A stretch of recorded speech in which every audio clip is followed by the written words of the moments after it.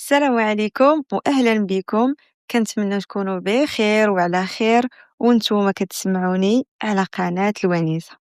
اليوم بغيت نهضر على واحد الموضوع كيخص البنات اللي مازال ما تزوجوا وكيتسمعوا واحد الكلمة اللي هي مشى عليك التران. هاد الجملة بالذات كتكون من اكثر الجمل اللي كتضر البنت، خصوصا ملي كتكون هي اصلا كتسول راسها نفس السؤال. يمكن تكون كتشوف صحاباتها وحدة من مورا وحدة تزوجوا، وحدة ولات وحدة ولات عندها دار وأسرة، وهي باقا في بلاصتها وكتقول مع راسها: وأنا إمتى غتجي نوبتي؟ واش فعلا فاتني الوقت؟ واش باقي شي واحد غادي يجي؟ وشي مرات كتولي تقارن راسها ببنات صغر منها وكتحس بحال إلا الحياة كلها كتجري وهي واقفة. وبغيت نقول لك واحد الحاجة، ماشي غير شي حاجة تعطلات عليك يعني أنها ما غاديش تجيك، وماشي حيت الناس سبقوك في شي حاجة يعني أنك تعطلتي على حياتك. كل إنسان وعنده الوقت ديالو، وكل واحد وعنده الطريق ديالو. والزواج بالخصوص ماشي شي حاجة الإنسان كيقدر يتحكم إمتى غادي توقع، ماشي قرار كتقدري تقولي عليه في هاد العام خاصني نتزوج، في هاد السن خاصني نكون أسرة. الحياة ما كتخدمش بهاد الطريقة، والرزق ما كيتقسمش حسب الأعمار اللي حددها المجتمع.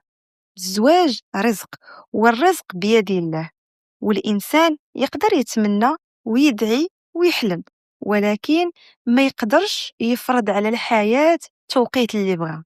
لهذا إلا تأخر عليك الزواج ما تفسريش هذا التأخير بأنه أنا ما عنديش الزهر، أنا ما بقاش عندي نصيب، أنا فاتني التران. يمكن غير الوقت ديالك مازال ما جا، ويمكن الشيء اللي كتظنيه تأخير يكون فيه خير كبير مازال ما بانش ليك.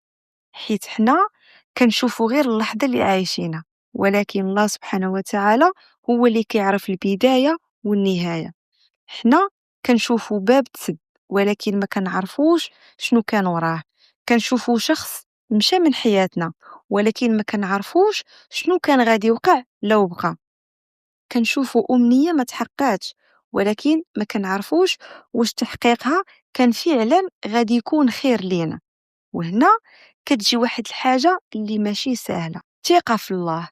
أنك تكوني ما فاهمة والو، ولكن كتقولي: يا ربي راك عالي وعالم وأنا ما عارفاش.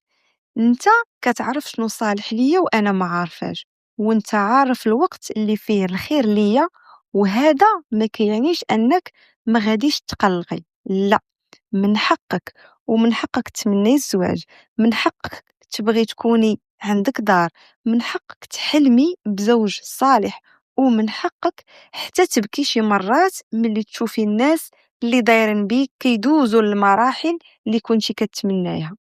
ما خاصكش تكذبي على راسك، قولي: انا كنتمناها، انا باغيه نتزوج، انا باغيه نكون هادشي كيحزنني، ولكن في وسط هادشي كامل ما تقوليش انا ما عنديش قيمه حيت ما تزوجتش، حيت هادي ماشي حقيقه.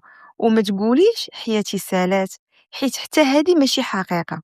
انتي ماشي رقم في العمر، وماشي الحالة الاجتماعية ديالك كونك ما تزوجتيش ما كينقص منك والو، وما كيخليكش أقل من أي امرأة أخرى. انتي إنسانة عندك قيمتك عند الله، وعندك حياتك، وعندك روحك، وعندك أشياء كتيرة ما خصهاش تختازل كلها في كلمة متزوجة أو عزيبة. ولكن المجتمع شي مرات كيخلينا نساو هادشي، كيخلينا نحسو أن المرأة عندها تاريخ انتهاء، بحال إلا وصلت لسن معين خاصها تقول صافي سالينا. ولكن شكون قال هادشي؟ شكون قال أن المرأة إلا ما تزوجاتش في العشرينات راه فات الوقت؟ شكون حدد أن السعادة خاصها تبدا قبل من سن معين؟ وشكون قال أن الزواج خاصو يجي في واحد التوقيت موحد عند جميع النساء؟ ما كاين حتى قانون كيقول هادشي. الحياة مختلفة، والأرزاق مختلفة، والأقدار مختلفة، وكل وحدة عندها قصتها.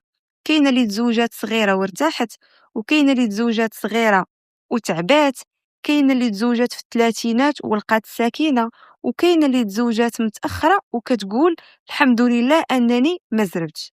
حيت شي مرات التأخير كنشوفوه حنا تأخير، كيكون في الحقيقة حماية، وماشي ضروري نفهمو هاد الشي في داك الوقت. يمكن دابا غير كتقولي علاش أنا، ولكن من بعد سنوات يمكن تفهمي، يمكن تقولي دابا فهمت علاش بعض الأبواب ما تحلوش، دابا فهمت علاش داك الشخص ما بقاش، دابا فهمت علاش هادشي تأخر. حيت الله سبحانه وتعالى قال: وعسى أن تكرهوا شيئا وهو خير لكم، وعسى أن تحبوا شيئا وهو شر لكم، والله يعلم وأنتم لا تعلمون.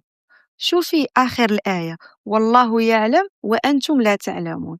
يمكن هذه هي الحاجة اللي خصنا نتفكروها ملي كتأخر علينا شي حاجة. حنا ما كنعرفوش علاش تأخر الزواج، ما كنعرفوش علاش واحد الباب تسد، ما كنعرفوش علاش أمنية بقات معلقة، ولكن الله اللي كيعرف. وماشي معنى أنك ما شفتيش الجواب دابا أنه ما كاينش جواب. يمكن الجواب مازال ما وصلش، ويمكن حتى الجواب يكون هو نفس التأخير. ولهذا إلا كنتي دابا كتسمعي هاد الكلام وانتي مازال ما تزوجتيش، بغيتك تبدلي واحد الجملة في دماغك، بلا ما تقولي فاتني التران، قولي أنا مازال ما وصلتش للمرحلة اللي كتبها الله ليا. كاين فرق كبير بين الجوج، الأولى فيها اليأس والثانية فيها أمل. الأولى كتقول أن كل شي سالة، والثانية كتقول أن القصة مازال ما سالاتش. ويمكن تقولي دابا في واحد المرحلة اللي ما فاهمة فيها والو، ما كاين لا ارتباط لا مشروع زواج لا حتى شي حاجة كتبان قدامك، وكتقولي منين غادي يجي.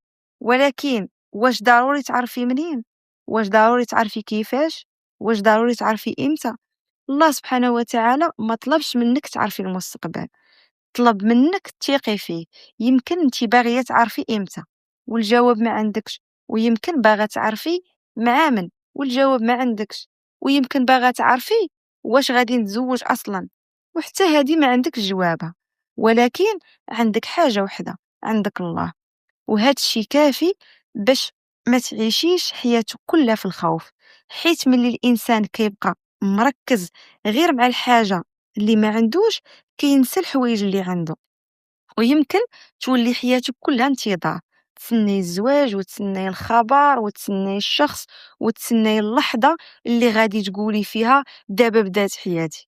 ولكن الحقيقة حياتك راه بدات من زمان. الزواج جزء من الحياة، ماشي الحياة كلها.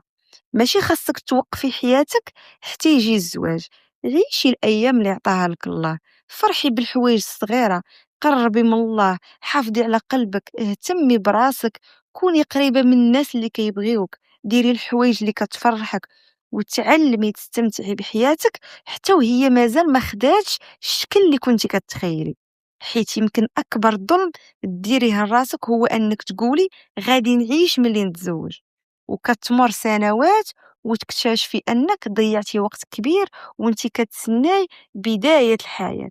ماشي معناها ما تمنيش الزواج، تمناي، دعي الله، طلبي من الله، حلمي، ولكن ما تخليش هاد الأمنية تخليك تنساي أنك دابا كذلك كتعيشي.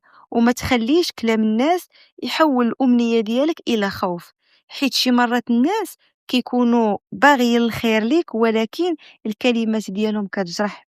راه كبرتي، راه البنات كاملين سبقوك، راه خاصك تفكري، راه غادي يفوتك الوقت. ويمكن هاد الكلام يبقى كيدور في دماغك حتى تولي انت اللي كتقولي لراسك فاتني التران. راه ما فاتك والو، انت غير مازال ما وصلتيش للمكان اللي كاتب لك الله توصلي ليه. وحتى الا كان عندك 30 ولا 35 ولا 40 ولا كتر، ما تخليش الرقم يخليك تفقدي الامل. العمر كيعطيك تجارب، كيعلمك، كيخليك تعرفي راسك اكثر، وماشي هو اللي كيحدد القيمة ديالك، وماشي هو اللي كيحدد واش تستاهلي الحب ولا لا. والاهم ما تقارنيش توقيتك بتوقيت الناس. صاحبتك تزوجات في 25، الله يكمل عليها بالخير. اختك تزوجات قبل منك، الله يسعدها. بنت صغر منك ولات الله يحفظ ليها وليداتها. فرحتهم ما كتسرقش نصيبك، رزقهم ما كينقش من رزقك. ونجاحهم ما كيعنيش فشلك. الحياة ماشي سباق، ماشي اللي وصل قبل هو اللي ربح. كل واحد عنده طريقه، وكل واحد عنده وقته. ويمكن واحد اللي كتشوفيه سبقك في شي حاجة، هو في حاجة أخرى كيتمنى يكون في بلاصتك. حيت الإنسان ديما كيشوف الحاجة اللي ناقصاه. ولهذا ما تحكميش على حياتك من خلال الصورة اللي كتشوفيها عند الآخرين. انت ما كتعرفيش القصة كاملة، وما كتعرفيش شنو كاين ورا الابواب المغلوقه. يمكن شي وحده كتفرحي لها حيت تزوجات وهي كتعيش معركه ما كتعرفيهاش، ويمكن شي وحده كتقول لك الحمد لله تزوجت، ولكن ما كتقولش ليك شحال بكات. لهذا ما تبنيش حكم على حياتك من خلال حياة الآخرين. ركزي على قصتك انتي، وعلى علاقتك بالله، وعلى الدعاء اللي بينك وبين الله. وإلا جاك وقت كتضعفي فيه، ما تحشميش من الله، قولي ليه كل شيء. قولي يا ربي انا عييت، يا ربي انا خايفه، يا ربي كنتمنى هادشي، يا ربي الا كان فيه خير ليا قربوا ليا، ولا ما كانش فيه الخير رزقني الرضا بحكمك. هاد النوع ديال الدعاء كيخلي القلب يرتاح، حيت كتولي ماشي كتقولي يا ربي اعطيني هادشي باي ثمن، ولكن كتقولي يا ربي اعطيني الخير، حتى الا كان الخير مختلف على اللي كنت كنظن. وهنا كيبدا السلام، ماشي حيت حصلتي على اللي بغيتي، ولكن حيت وليتي واثقة أن الله عارف أكثر منك. والزواج كذلك، الزواج رزق، وحتى الإنسان اللي غادي يكون معك رزق، والوقت اللي غادي يدخل فيه حياتك رزق، والبيت اللي غادي تعيشي فيه رزق، والأولاد رزق، وكل شيء رزق. والرزق ما تقدريش تفرضي عليه الساعة اللي يدخل فيها حياتك. يمكن تدعي اليوم والجواب يجي من بعد شهور، يمكن من بعد سنوات، ويمكن الله يعطيك حاجة أخرى قبلها. ولكن مادام الله هو اللي كيدبر، ما تخليش كلمة فاتك تران تولي أقوى من ثقتك بالله. حيت شكون قال أن قطار الحياة عنده غير رحلة وحدة؟ وشكون قال أن الفرصة كتجي مرة وحدة؟ وشكون قال ان اللي ما تحققش دابا ما غاديش يتحقق من بعد؟ ما عندناش هاد العلم، حنا غير كنخمنوا، ولكن الله بوحدو اللي كيعرف. لهذا الا كنتي وحده من البنات اللي كتسمع هاد الهضره وكتحس ان الوقت داز عليها، بغيتك تعرفي انك ماشي بوحدك، وان الاحساس ديالك مفهوم، وانك ما خصكش تحاربي راسك. إلا بكيتي عادي، إلا تضايقتي عادي، إلا تمنيتي الزواج عادي، إلا حسيتي بالغيرة من شي وحدة تزوجات، حتى هاد الإحساس ممكن يجي للإنسان. المهم ما تخليش هاد المشاعر تحول للكره، ولا الكره لراسك. فرحي للناس على قد ما كتقدري، وادعي لنفسك، وقولي يا ربي كيما فرحتي هادي فرحني حتى أنا من فضلك. ماشي علاش هي وأنا لا، حيت السؤال الثاني كيتعب القلب، أما الأول فيه أمل. ويمكن الدعاء اللي خرج منك وانتي كتشوفي فرحة شي وحدة يكون هو بداية فرحتك انتي. ما نعرفوش، الله بوحدو اللي كيعرف. ولكن كنعرفو حاجة وحدة، ما خاصناش نيأسو من رحمة الله، وما خاصناش نحكمو على المستقبل انطلاقا من الحاضر. اليوم ما تزوجتيش، هاد الشيء ما كيعطيكش الحق تقولي عمري غادي نتزوج، حيت انتي ما عارفاش. ثقي في الله، حتى الا بكيتي دعي الله، حتى الا عييتي صبري، وحتى الا الناس قالوا فاتك تران جاوبي بقلبك لا، ما فاتني والو، انا فقط مازال ما عرفت شنو كتب الله ليا. وخلي عندك يقين واحد، الله ما كيضيعش عباد ديالو. ومادام قلبك باقي كيدعي، باقي كاين الامل. ومادام الله سبحانه وتعالى هو ربك، ما تخافيش من الغد. يمكن ما نعرفوش امتى، يمكن ما نعرفوش كيفاش، ولكن كنعرفوا ان الله أرحم بينا من راسنا، وأن اللي اختاروا الله لينا حتى إلا ما فهمناش في البداية غادي يجي واحد النهار ونفهموا علاش. فعيشي وما تعيشيش على الانتظار، حلمي ولكن ما تجعليش الحلم يسلب منك الحاضر. دعي ولكن ما تخليش الدعاء يتحول إلى خوف. تمني الزواج ولكن ما تربطيش قيمتك به، وخلي قلبك يقول يا ربي أنا بغيت، ولكن أنت اللي عارف، وأنا كنتمنى ولكن أنت اللي كتختار، وأنا ما عارفاش شنو اللي خير ليا ولكن أنت عارف. فإن كان زواجي خير ليا، فقربه لي في الوقت اللي فيه الخير، وإن تأخر فارزقني الصبر والرضا وحسن الظن بك. وفي الأخير، إلا كنتي اليوم كتسمعي هاد الكلام وكتقولي واش بصح فاتني التران، نقول لك ما عندكش علاش تحكمي على حياتك وهي مازال ما سالاتش، مازال الغد ما جاش، ومازال الدعاء ما توقفش، ومازال رحمة الله واسعة، ومازال عند الله من الأقدار اللي نتيا ما عارفاهاش. فما تستعجليش الحكم على قصتك، يمكن أجمل فصل فيها مازال ما بداش. وفي الأخير، ما تخليش هاد الجملة تبقى ساكنة في بالك: فاتني التران. يمكن اللي فاتك ما كانش قطارك أصلا، ويمكن أجمل حاجة في حياتك مازال ما وصل وقتها.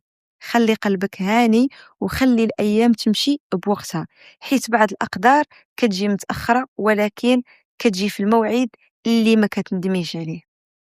خليت لك راحة البال، والسلام عليكم.